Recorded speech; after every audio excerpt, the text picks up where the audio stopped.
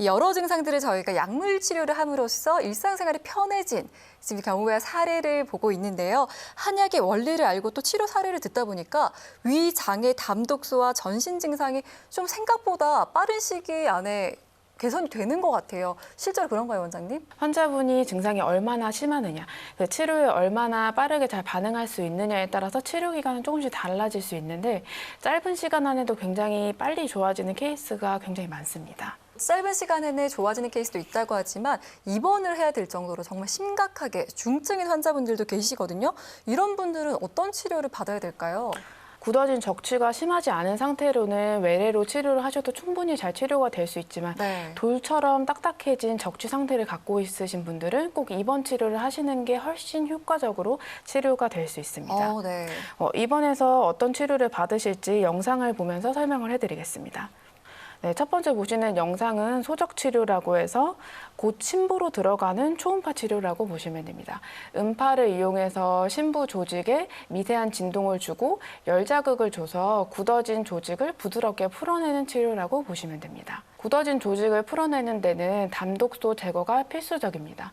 위장 점막, 속살에 껴있는 담독소를 초음파 치료를 통해서 제거할 수 있습니다. 다음 영상은 약침 치료인데요. 약침은 한약을 중류해서 직접 병변 부위, 아픈 부위에 주입하는 치료입니다. 보시면 따끔따끔 아플 것 같지만 그다지 아프지 않고요.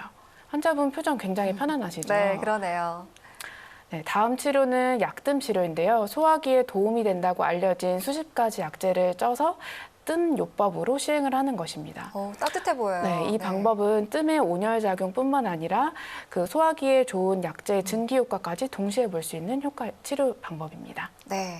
이렇게 극심한 위, 식도, 장질환 여러 가지 또 중증 증상을 앓고 있는 분들에게 한약 외에도 몇 가지 치료를 같이 병행함으로써 좋아지는 사례들도 있다는 거 알아봤습니다.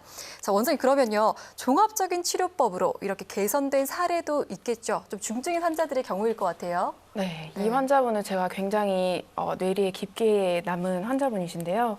64세 남자분으로 굉장히 병력이 화려하셨던 분입니다. 평소에도 뭐 위궤양, 역류성 식도염이 있으셨는데 위궤양에서 출혈이 발생하신 거예요. 그래서 출혈을 이제 지혈하는 치료를 해야 되는데 그 담당 의사분께서 위장 외벽이 딱딱해서 지혈이 잘 안 된다라는 말을 들으셨고 3일 동안 지혈 치료를 했지만 제대로 지혈이 되지 않아서 결국 그 위장의 3분의 1, 12지장 3분의 1을 절제하는 수술을 하셨던 분입니다. 다행히 수술은 잘 되셨는데 수술 이후로 1년 반 동안 명치를 송곳으로 날카롭게 찌르는 것 같은 통증 때문에 일상생활을 거의 할 수 없던 분이셨습니다. 근데 이분이 정말 증상이 심하셨는데 불과 10일 정도 치료를 하고 나서 환자분 말씀으로는 한 80~90%가 개선된 것 같다. 통증이 이렇게 드라마틱하게 좋아질 수가 있느냐, 마치 진통제 같다라고 표현을 하셨던 분입니다. 그래서 이분은 이제 웬만한 지금 통증은 다 잡힌 상태시고 나머지 위와 장에 남은 적취 치료 정도 하고 계신 분입니다. 그렇다면 뭐 역류성 식도염이나 위 장질환을 가지고 있는 단순한 소화기 질환뿐만이 아니라 담독소에 의한 소화기 질병, 이 적취병이라는 사실은 어떻게 알 수 있을까요? 네, 담독소 소화질환 체크리스트를 준비를 했는데요. 시청자 여러분들도 함께 체크해 보시죠. 네, 1번은 명치 끝이 답답하고 꽉 막힌 듯한 느낌.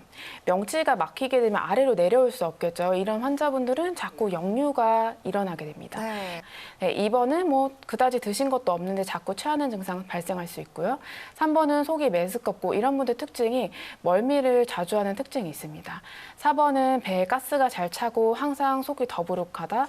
그리고 5번, 대변을 봐도 시원하지 않고 뭐 잔변감이 있다. 그리고 6번은 머리가 자주 아프다. 뭐 MRI나 이런 여러 가지 검사를 했는데도 아무 이상이 없는데 자꾸 머리가 아프고 어지럽고 하시는 분들 굉장히 많으십니다. 그리고 8번은 건망증이 심해진다. 독소가 머리 쪽으로 많이 가 있다는 신호겠죠. 그리고 9번은 얼굴색이 누렇고 검어지거나 기미가 낀다.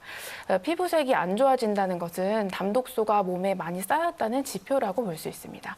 10번 눈가에 다크서클이 있다. 그리고 11번은 눈이 건조해지고 침침해지면서 통증이 있다.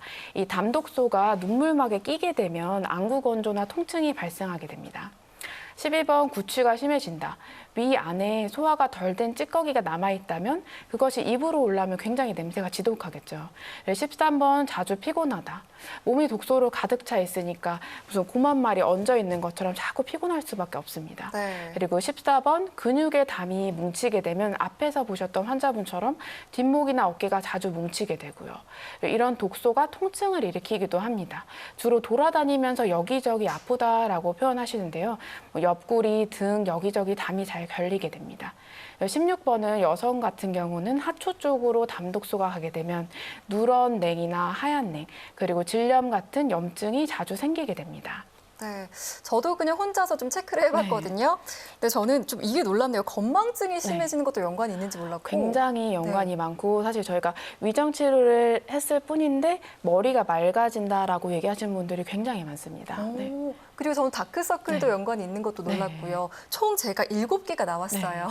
네. 7개 어떤 상태인가요? 네. 다행히 완전히 심한 중증까지는 아니시고 그냥 그 밑에 단계, 그냥 중증 단계 정도라고 보시면 됩니다. 네. 보통 10개 이상인 경우에는 굉장히 심해서 전문의와 상담을 받아야 되는 경우라고 보시면 되고요.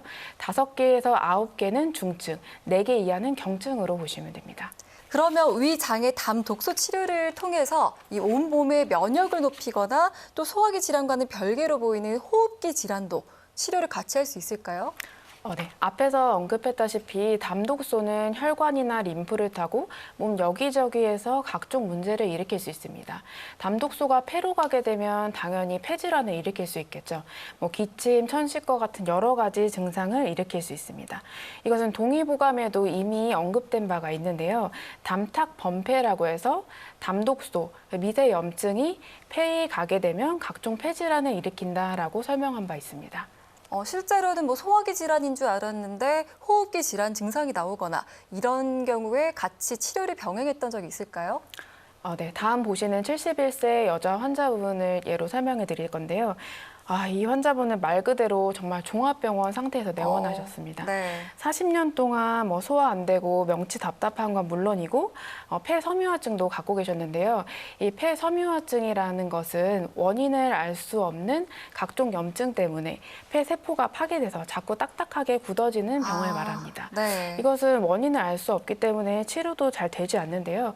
이 환자분은 소화가 안 되니까 자꾸 속도 더부룩하고 그쵸. 폐섬유증 때문에 약간 눕기만 해도 자꾸 기침이 나오는 상태였습니다. 네, 정말 사진을 보니까 약간 열감이 있으셔서 일상생활도 좀 불편하셨을 것 같습니다. 이런 경우에는 어떻게 치료를 진행하셨나요? 네, 이 환자분도 마찬가지로 위에 독소가 굉장히 많으셨고요. 간에도 담독소가 많은 상태, 피부에도 많은 상태셔서 담독소를 빼는 치료, 그리고 굳어진 적취를 빼는 치료를 하였습니다. 그 치료 결과 정말 이분도 소화가 굉장히 편해지셔서 이게 나을 수 있는가라고 고민을 하셨었는데 이게 나아서 너무 신기하다라고 해서 오셨던 분입니다. 가려움증도 거의 절반 이하로 줄어든 상태로 지금 한 3달째 치료를 하고 있습니다. 그리고 기대기만 해도 기침이 굉장히 심하게 역류랑 함께 기침이 나왔었는데 그런 기침 증상은 아예 없어진 상태로 되셨고요. 또 계속해서 치료 사례를 하나 더 살펴볼 수 있을까요? 네, 이 31세 여자 환자분은 일단 기침 때문에 오셨는데요. 네. 특히 코로나 기간이었기 때문에 기침을 하면 여기저기서 쳐다보고 굉장히 가족들도 걱정하고 본인도 스트레스 받아 하셨는데요. 이런 기침뿐만 아니라 옛날부터 굉장히 오래된 소화불량도 같이 갖고 계셨습니다. 처음에는 소화만 안 되고 약간 답답한 정도였는데 이게 점점 진행이 되니까 음식을 먹으면 굉장히 신기한 증상이었는데요. 음식을 먹게 되면 심장이 두근두근두근 너무 심하게 뛰어서 네. 이러다 내가 심정지로 죽는 게 아닌가라는 생각까지 할 정도로 심장에 대한 걱정, 낫지 않는 기침 걱정, 위장 걱정을 다 종합적으로 갖고 네. 계셨던 분입니다. 네. 이분도 굉장히 치료가 빨리 돼서 굉장히 보람 있었던 분이었는데요. 정말 한 10일 정도 약 드시고 기침은 바로 없어지셨고 그 후에 한 2, 3개월 정도 치료를 하면서 속이 굉장히 편해지셨고 위장 막힌 부분, 이게 더부룩한 게 없어지면서 음식을 먹었을 때 두근두근 뛰는 것이 싹 사라졌다고 하셨던 분입니다. 네. 네.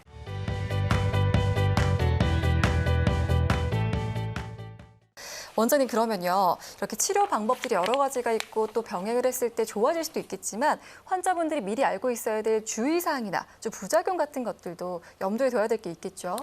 약을 드시게 되면 명현 반응이라고 처음 2, 3일에서 일주일까지는 증상이 조금 더 심해질 수 있는 기간이 있습니다.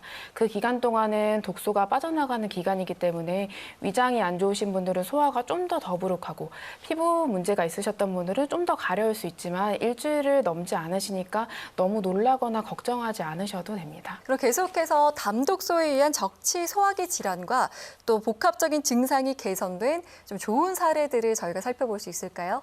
이 47세 여자 환자분은 30년 된 소화불량으로 오셨는데요.